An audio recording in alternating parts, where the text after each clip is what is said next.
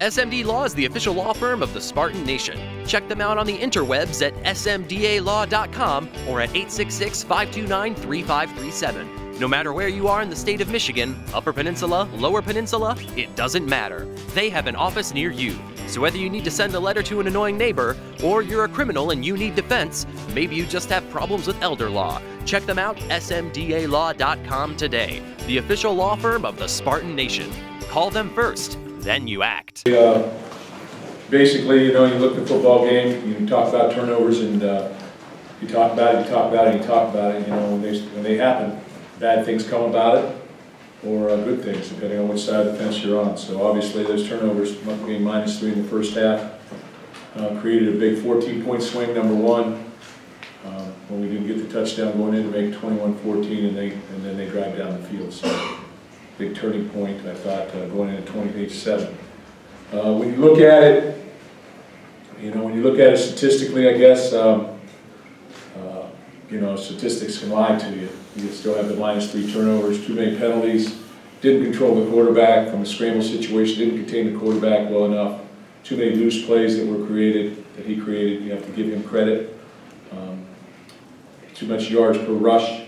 I thought Adams ran the ball pretty effectively, even though he didn't have a lot of yards. 50 yards, 57 yards, I thought he ran the ball too effectively. Got to get off the field on third down. Offensively, ball security, got to run the ball more efficiently. And again, penalties, critical penalties.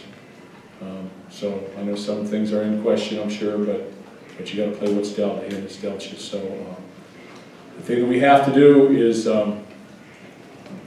get ready for Iowa.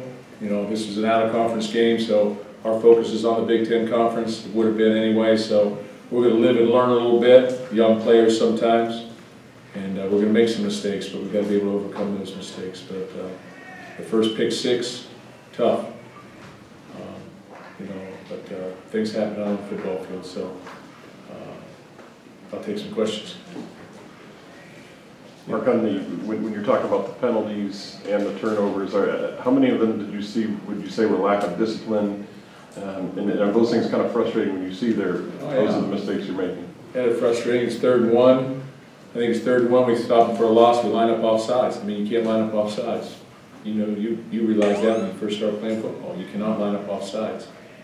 And so that's frustrating. A couple maybe were in question, because they're judgment calls, but the judgments are made. A couple others, not so much. But I think it was 92 yards of penalties. I think 9 penalties maybe. And then, what do we have? 6 penalties, or maybe 7 penalties in 2 games, or a couple yards. So got to play more effectively in that area. So that hurts, but ultimately the turnovers are what crushes you. Being -3 in the first half. Mark, when the game was clearly out of hand and over, I'm just curious, was there any thought of getting a backup quarterback in just to protect Brian, not pulling him for performance, just literally to protect him? No, I wanted him to play, and we wanted to keep competing. And I think every snap he takes, he learns. So that's what we decided to do. There was never any thought of, I'm not one to say, let's just put in our guys and let's stop trying to play. I just don't believe in doing that. You got to try and play, and that's part of it. We got to keep competing. Mark, right here.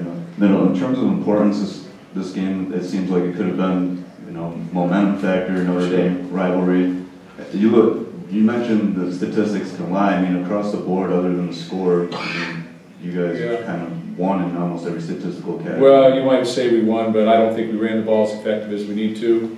You throw the ball 50 times, you get 355 yards when you throw the ball 50 times. Usually there's that's not a good thing for you.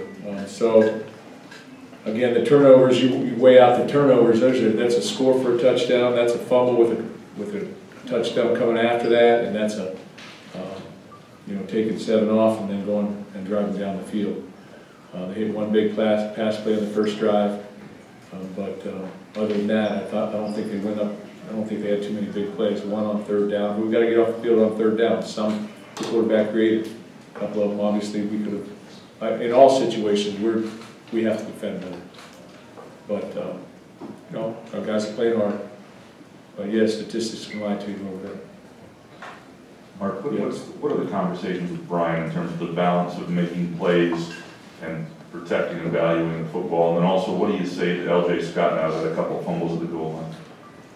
Yeah, you know, the conversations are always about ball security, about making good decisions, especially with your quarterback. But, you know, he's trying to make a play and the ball comes out, and, you know, he's got to be more careful with the football. And, you know, nobody feels worse than him as far as LJ. Nobody feels worse than L.J. Scott. I mean, you know, he's got opportunities there to stick in the end zone, go 21-14. But, you know, I just have a, you know, I'm not going to go over and yell at a guy when he's trying to make an effort play. These guys are trying to make plays. So I'm part of that, and I'm not going to be the finger pointer to go over there and say, hey, you did this, you did that. They don't, you know, we talk ball security, we work ball security every single day, 7 minutes a day at the drills. And, you know, credit their guy coming in, I think it was 27 maybe coming in to strip the ball.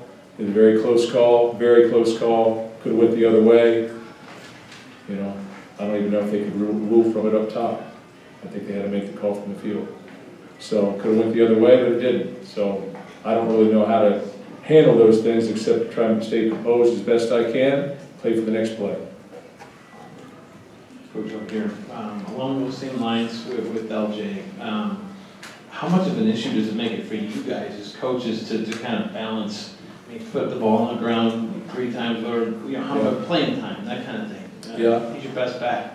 Well, he didn't start last game. So you know, I thought he played pretty well last game, so we started in this game. And you know, the rushes sort of balanced out. He had the majority of them early on, I guess. They sort of balanced out. We'll look at that and try and make decisions. All 3 of those guys are good backs. All 3 of those guys can do certain things. But again, you look back at the history of our backs and what they have done here, and you know, there's some value in looking at the history and say, okay, this guy's done this, and this is the reason why he gets a couple more touches. But you know, we'll look at that again. We'll see how they played in this game and try and make some evaluations. Mark, I know they had a couple quick strike drives, especially with how their tempo was on a night like tonight. What was that situation like in trying to get guys in and off the field? And also, did the offense do what it needed to do in terms of at least the time of possession with this quick strike offense? I think it was a 7-play drive, and it was quick plays. They hit the one big one, and then there's just sort of rapid fire. So I think that was the one drive that sort of caught up with us a little bit. We got several guys in there a little bit. It got a little bit, you know, it is hot out there, but I didn't sense that we were tired. I felt like we started playing without the emotion maybe that we had. And every time we had a pivotal play where maybe we can get back into this thing, something would happen. Whether there's a penalty on 3rd and 1 that gives them first down, or you know, a fumble, or you know, in the one situation, or you know, we got a chance to get off the field on 3rd down, at least make a kick a field goal when it's 21, and they sneak a, you know, we got to peel a guy, and the one that I challenged down the end zone, and the quarterback, we lose control on the quarterback because we don't have an edge blitzer because he peels off. So things happen for a reason, but in terms of the question asked, I guess the offense needs to control the football. I don't think there's any question we needed to run the ball more effectively. I said that already. And you know, they probably won the game up front. You know, when you look at it, and you got to evaluate it. You know, I don't think we won the game up front. So it's a, you know, it's a team game, and his coaches are involved in this too. For all that went wrong, do you think, I don't want to call it silver lining, but do you think the fixability rate is pretty high? Or as a coach, how do you fix? Oh, we're not broken. We're not broken. We played 2 good football games. You know, there are times in this football game where it looks like we're going to make a play and then something happens. But, you know, you got to execute, you got to execute consistently.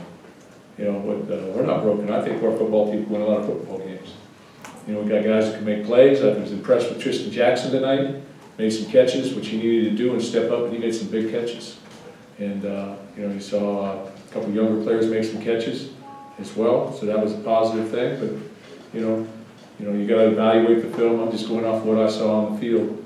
Evaluate the film, and there's plenty of things that we're going to see and say, well, if this would have happened, or should that have not have happened, you're going to say, well, this might, the outlook might have been different. But, you know, the bottom line is -3, and 2 of them are impact the score of a game by 14 points. You know, that's very difficult to overcome. In any football game, that evens it up pretty quick if you're, you know, it's tough to overcome. Mark, Yeah. along the same lines, a minute ago you said you're not sure if you won up front. Probably not. I think many of us would agree that maybe you did, maybe you didn't. The point is, it was kind of competitive up front, both sides of the ball. Yeah. Have you ever been involved in a game where you're not sure if you won up front or not, but you lose by 3 touchdowns? Does that speak to what you talked about a minute ago? No, it's turnover margin. You know, as I said earlier, I mean, we've been historically very good at turnover margin. I mean, we led the Big Ten in 2013, 14, and 15 in turnover margin. And right now, that's biting us. Okay, that's raising its head. And we keep working at that. And some of these are effort turnovers. Effort by the defense, effort by the offensive player, but, you know, it still comes out and you still have to deal with it. So we have to control that aspect of the football game. However we do it, we have to control that aspect of the football game to be successful. Everybody does. Very difficult to win -3, two scores, as I just said. So we need to get back on that. And but I think without those indicators, it's probably a pretty competitive football game. But I still think that we need to play better against the run. We got them to 3rd down, but they were 3rd mediums. All right, thanks, Coach. Appreciate it. Good. I got one more. I can't stay here all night. Okay, go ahead. Mark, I guess just want to know, how do you turn around from this? You open up Big Ten season next week. Yeah, get ready. We're excited about that. We're excited about opening up Big Ten season. Iowa comes here. Should be a great football game. We'll play well. Get back on it. Is there a different sense of urgency maybe this time around, given the magnitude of this loss? Does it change? It's not magnitude. That's the wrong word to use. I don't look at it as a magnitude. You know, I can tell you this: there is not one game that we play that is not important. Not one. Sense of urgency. There's a sense of urgency in every game, every preparation, everything that we do. Always has been, always will be, and that's just the way we're built. That's the way every football team is built. So, you know, I'm not going to make this bigger than it should be, nor am I going to minimize it. Hey, we lost the football game, here's the reasons, okay, correct those reasons, let's go to the next one. We win the next football game, we move forward. Okay. Thanks, guys. Thanks, Mike.